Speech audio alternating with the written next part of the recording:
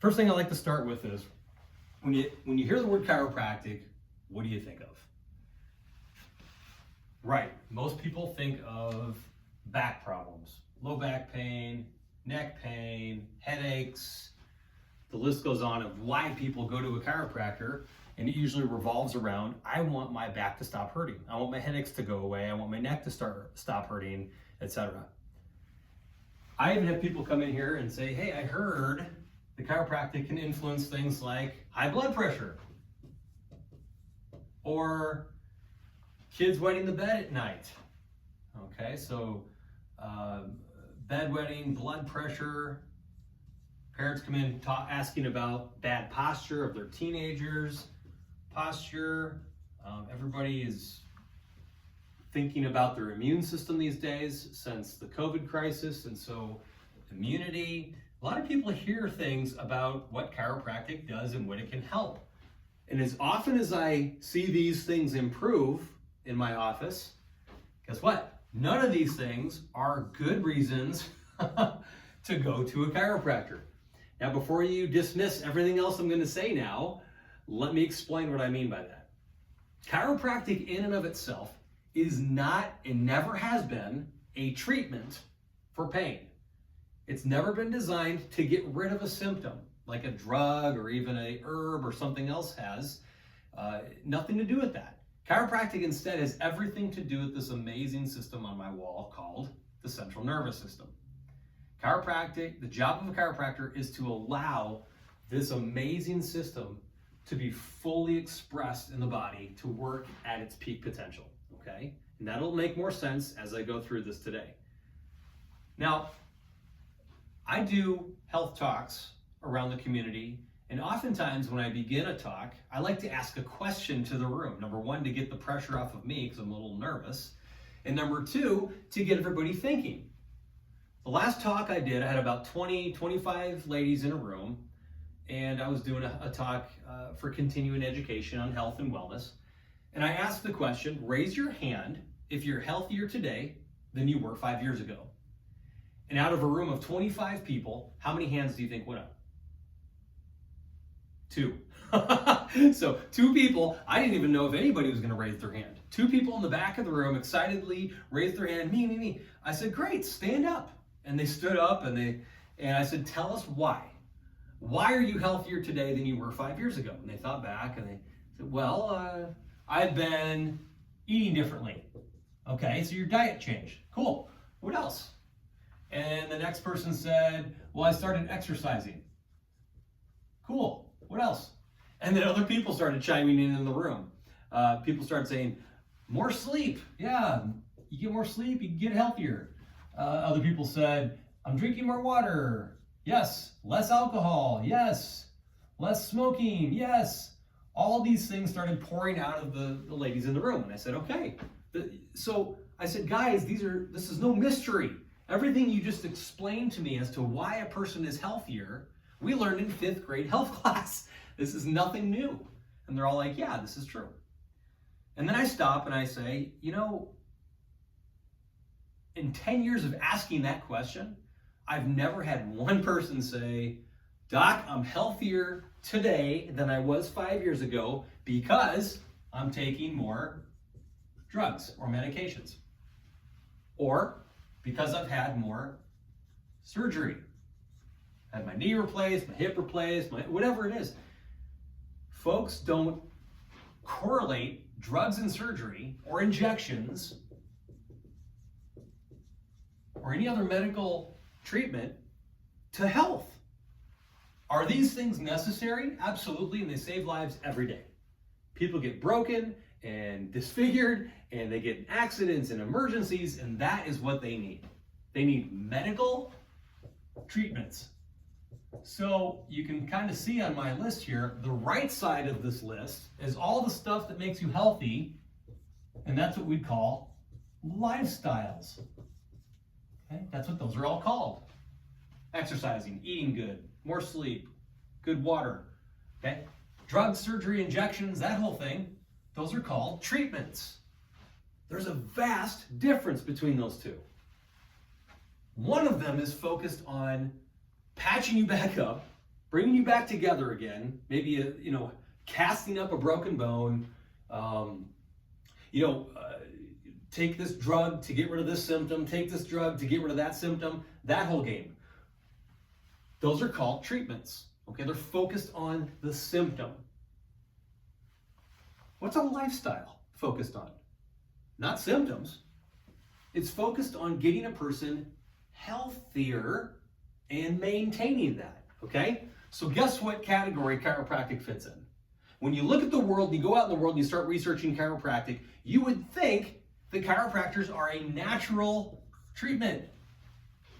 But nothing could be further from the truth. I am one of the very few offices in the world, I will say this, let alone Nebraska, that practices chiropractic as a lifestyle. Now, if you get this point today when I'm talking, everything else will make sense and your mind will shift to a greater side of health than it's ever been. So chiropractic is a lifestyle, never a treatment. So now what? So chiropractic is a lifestyle, so like eating, healthy eating, exercising, it's in that category? Yes, it is. Okay, and let me explain why. So earlier we talked about the central nervous system and how important that is, and that's what chiropractors focus on. I don't know if you knew this, but when a woman becomes pregnant and she has this growing human inside of her, at the earliest phases of development, the first organ that forms, I'm going to draw a little peanut-shaped structure here, that's kind of what we look like when it happens, is the spinal cord.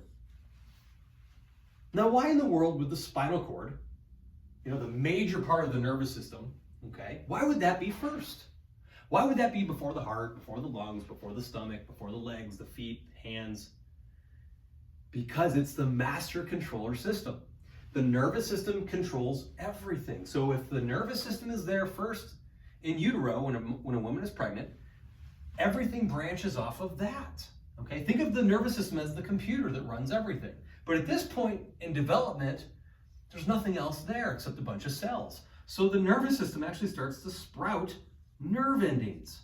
And guess what happens at the end of those nerve endings? Organs, systems, heart, liver, stomach, arms, legs, everything start to form at the end of those nerves. That's how we develop as humans. It's amazing. So there's a massive focus on the nervous system for many reasons. So when you look at the nervous system, it sends and receives signals to every organ and system in your body. Okay? As long as those channels are open, the body is good. That's what we consider the body to be expressing true health. Now I'm going to challenge your understanding of health here for a moment. Same group of people that I talked about earlier that I'm giving a health talk to. I asked them, how do you know that you're healthy? And the most common answer I receive is, I feel good. I mean, it sounds like a legit answer. I feel good. Everybody loves to feel good. People take drugs to feel good. Whether they're dangerous or not, they take drugs to feel better, okay? But let me rock that foundation for a second. If health is merely how you feel, well, what about the people that feel just fine today and they're going to die of a heart attack tomorrow? Because we know thousands of people die of heart disease a year. Okay, the first symptom of heart disease is typically a heart attack. How about the people that feel great today, but they're going to go in for a doctor's visit tomorrow and find out they have stage 4 cancer? Feel great today, find out they have diabetes. Sitting there feeling fine, pump up the blood pressure cuff, and you find out you got hypertension. None of those things are felt. So just because you feel great doesn't mean you are. And I'm going to explain in a minute, just because you feel kind of crappy sometimes doesn't mean that you're not healthy. So true health is what the theme of this discussion is going to be today. And the first word to really drive this home is in the word health. If you look at the word health, H-E-A-L, the first part of the word, what does that spell? Heal. How your body heals is a major point of true health. Okay, when I say heal, what do you think of? You may think of, the last time you skid your knee, got a paper cut, broke a bone, and your body mended that back together. Absolutely. So we heal on the surface of our body, but we also heal on the inside of our body, okay? Not only is it an amazing miracle that when you cut your finger and you put a Band-Aid on it, and cells, your body actually makes new cells to patch that up. That's a miracle. We can't do that in a laboratory. No matter how many raw materials and doctors we have in the room, we can't create one living human cell from just raw materials. Your body's the only laboratory that can do this. So that's amazing. But if you look at the inside of the body here, every single organ and system actually gets regenerated over time. So when you think of the lungs, take a big breath, blow it out. You think, yeah, that's how I breathe, is through my lungs. Right. Did you know that every 8 days you get new lungs? Yes, the old cells die and the new ones are replacing them. Your stomach, every 5 days you get a new stomach lining. And that goes down into your small intestine. Same thing, 5 to 7 days you get a new small intestine. Now your liver is replaced every 300 days.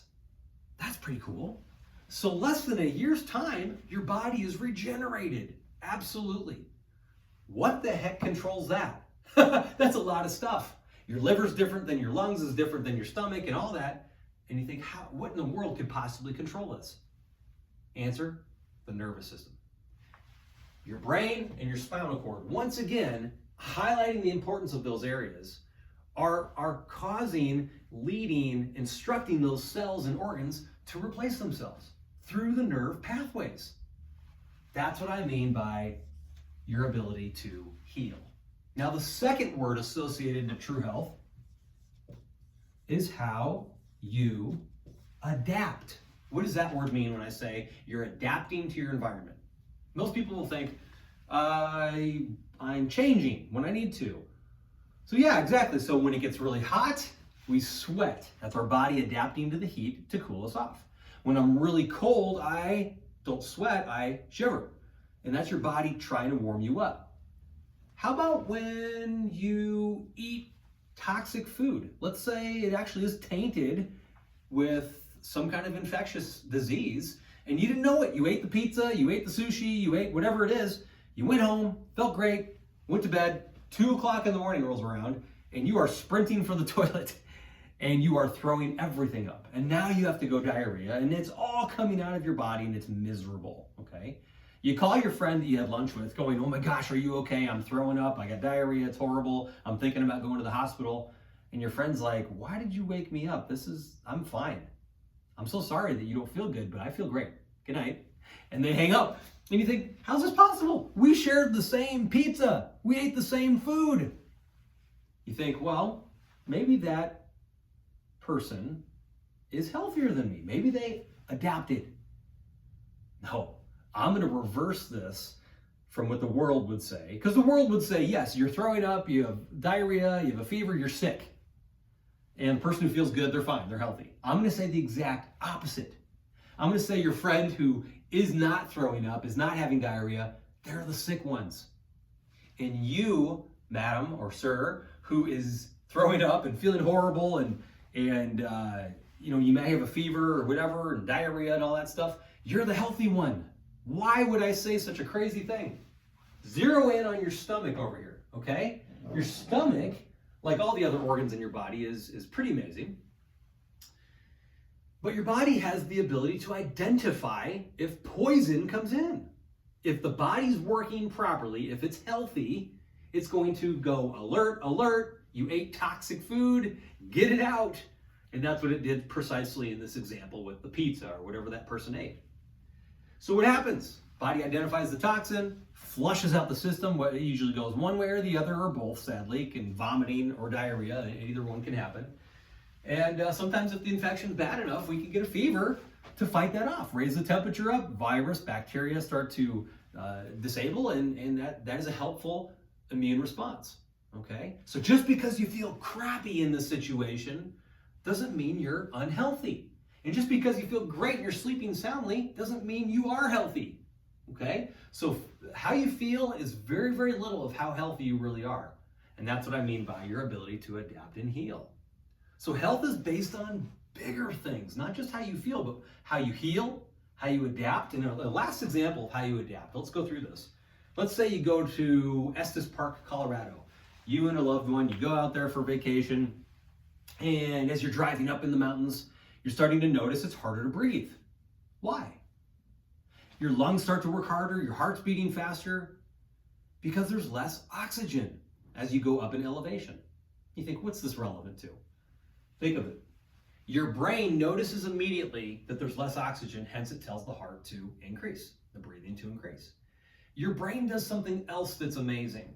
It sends a signal down your spinal cord all the way to the bone marrow of your hips and tells the bone marrow to make more red blood cells. Why would I need more red blood cells? Your red blood cells carry oxygen. Okay, so intelligently, your nervous system tells your body to make more of something, to deal with the deficit. That's what I mean by adapt. When you adapt to your environment properly, you are healthy. When you heal properly, that's indicative of being truly healthy. And lastly, when your body performs at its best, that's indicative of true health. What do I mean by performance? All the organs and systems on this chart are performing jobs. They're doing something so amazing. But on the surface, we just say things like, oh, the heart's pumping blood and the lungs are breathing and the blood vessels carry blood. They do so much more than that. But surface, we'll keep it simple, okay? The heart, for example. Let's say your heart is beating at a resting pulse rate of 60 beats a minute. Keep it simple, okay? And then you get down, you start doing push-ups as fast as you can. What's your heart rate going to do? Very simple, it's gonna go up, okay? Let's take it up to about 120.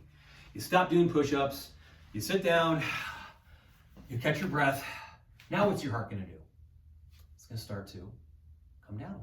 Now, is it gonna drop right back down to 60 right away? Of course not. What would happen to you if it did? You get lightheaded, you'd probably pass out. So you're telling me that the heart intelligently, strategically brings the heart rate down as it needs to? That's incredible. That's called performance. Something's running the show, okay? And that something is the nervous system. Again, I'm just gonna highlight this. Now, if you look at the nervous system, here's the brain, here's the spinal cord, and branching off of the spinal cord are these little nerves, okay?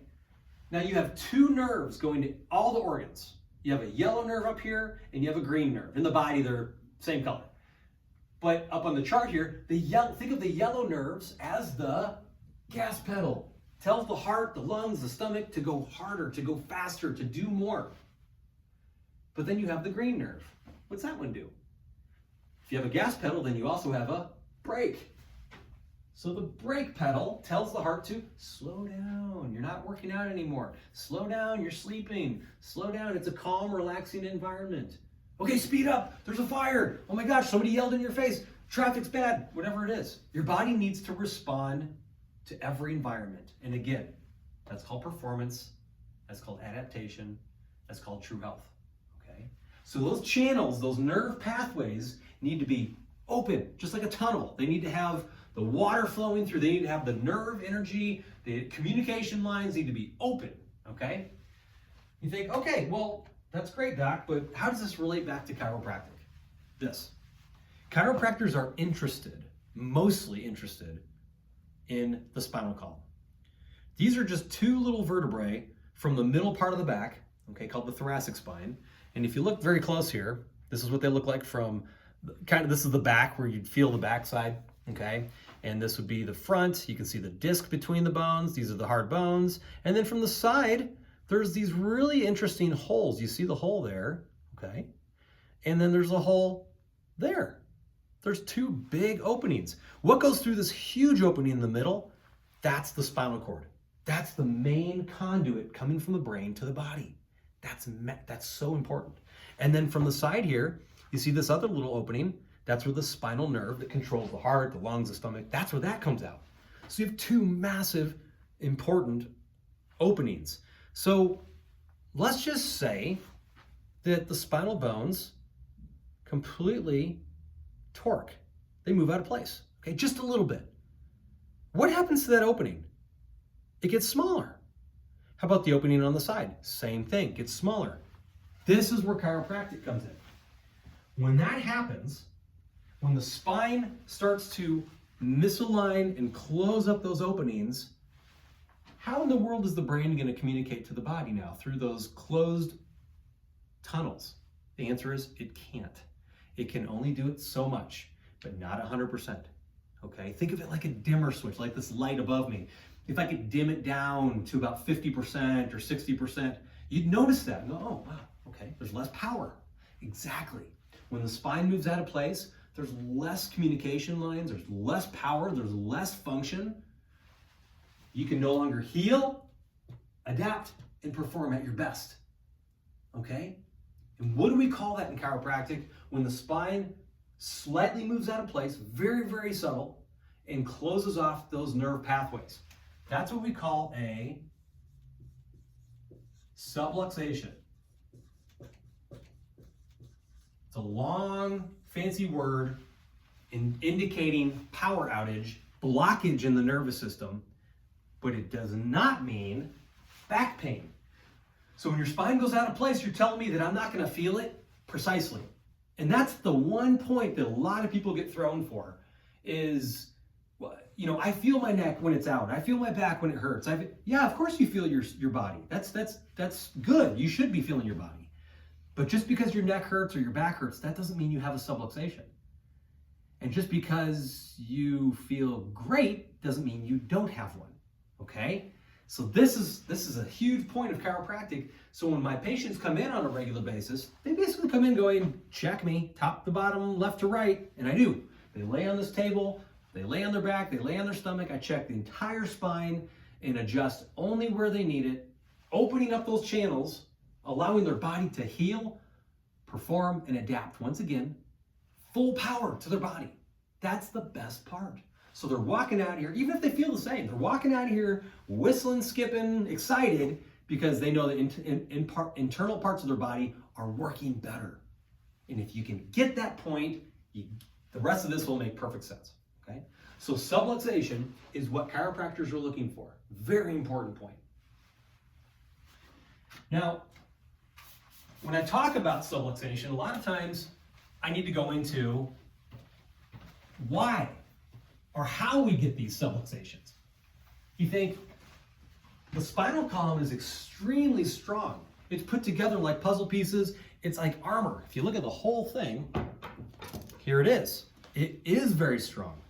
You know, here's your skull up here. This is where the brain sits inside there. And then here are the bones of the spine. There's 24 bones in there. And they're all locked together, very strong, keeping you upright, allowing you to bend, move, twist, turn, all that stuff. But the most important thing they're doing is protecting these delicate nerves, of course, in the spinal cord inside. So how does a person get a subluxation if that's so strong? There's 3 categories. We get subluxated through physical stress, chemical stress, and emotional stress. Now, what in the world do I mean by physical stress? Injury. Slips and falls on the ice. Devastating, horrible. You land on your tailbone, you land on your shoulder, you land on your head, whatever it is, injuries are devastating blow directly to the spine. Okay? Car accidents. If you ever had one in your entire existence, you know that they're not fun. Even if it's low speed, low impact, they can really mess you up. Okay? Sports. Just playing regular sports, not even getting injured. There's what we call micro trauma. And a lot of it exists in the spine. Okay? The way your posture is, the way you throw the football with one arm over and over and over, the way you swing a golf club the same over and over and over, the way you shoot a basketball over and over, hit a volleyball, throw the softball, whatever it is, sports mechanisms of your body will throw you off. And then I'll kind of cut to the chase here with a really big one, and it gets people confused again. Birth. Being born, yes, is one of the biggest causes of subluxation. You think, how? Well, birth is, if you've been in a room where a mom was giving birth, or you are that person that gave birth, You know it's not easy. And this is a guy saying this. I don't have the first inkling of how birth goes personally, but I've seen it, okay, with other women, my wife, and it's very traumatic sometimes on the woman, but even on the baby. So when the baby is supposed to glide into this world stress-free, that's not the case. Sometimes they're in really awkward positions, sometimes they're bunched up inside, sometimes they're stressed, sometimes they're breech, sometimes they are refusing to come out, sometimes, and then sometimes the doctors will pull or twist their head, their tail, their legs, their feet, whatever it is to get them out. Suction, forceps, C-section, all those different things are stressful means to mom and baby. So when the baby is born with all that trauma to the neck, to the middle, to the lower, they come out damaged. And the spine is the one area that the medical community can't really look at too well. Okay, they don't look for subluxations. That's not their job. They do APGAR scores, they look at all the other parts of the body from their understanding, and it's really important. But birth is a major cause of subluxation. So you're now going, I've never been adjusted, and I was born 20 years ago, 40 years ago, 70 years ago, whatever it is. That's right. So if you're not seeing a chiropractor regularly, guess what? This system's not working properly. Okay, just based on that one thing. Now you add in all the other things, like we said, sports and injuries and car accidents. Okay, that's just one category. What other things can cause a subluxation? Chemical stress. That's the food we eat. That's the beverages we put in our body. That's the injections, the drugs, the vitamins, everything we put in our body or on our body, lotions, makeups, directly assault our nervous system. If our nervous system gets assaulted, our spine gets all kinked out of place as well, okay? So chemical stress, physical stress, and then the last one, emotional stress. Do I need to explain this one? This is pretty common sense, but let me go into it a little bit. Emotional, name the emotion. Anger. What does our body do when we're angry? Tense up. Our shoulders go up by our ears, our muscles contract abnormally, and sometimes we go to bed that way. Then there's depression. Oh man, just can't get my head up. I'm looking down all day. What does that do to our spine? Completely destroys it. Okay, our spine is supposed to be shaped like an S from the side and straight from the front. Different emotions affect the shape of our body. Okay, look at a teenager that's depressed, hood up, phone out, head down. That's how they live their life in that state. It's horrible. Okay. Other emotions, anxiety, not more muscle tension, jaw clenching, tension through the head, all those things. Okay, and then there's joy. There's good emotional responses, and even a sudden burst of a surprise birthday can throw us off, right? So emotional, chemical, and physical stresses happen every day, 24/7, whether they're small or they're big. That's why chiropractic is so vital. If your spine is getting physically, chemically, and emotionally stressed every day, guess what? You need chiropractic on a regular basis. Some people say, Doc, why can't you just adjust me once and it stays for life? Why can't you just do it right? That's kind of a funny comment.